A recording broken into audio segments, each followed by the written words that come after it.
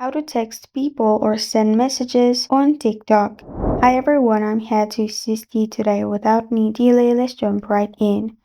First, open TikTok on your device. Make sure you're logged in to your TikTok account.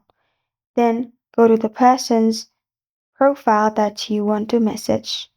There you'll find a message icon. Click on it and then you can simply message. But some people may have turned off this, so what you need to do is follow them first, and after they follow you back, you will be able to message them. And another way, what you can also do is go to your profile at the bottom right and click on the three lines at the top. Click on Settings and Privacy. And after you click on Settings and Privacy, scroll down in here.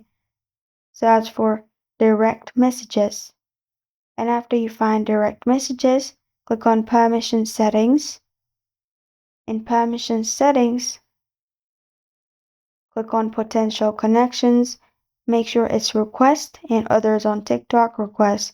And that way they will be able to send you message and you'll find it in the request section. And this is how to text people or send messages on TikTok. Thank you for joining me today. If this video helps you out, please leave a like and subscribe for more. Got a question or want to suggest a topic? Comment below. Thank you for watching.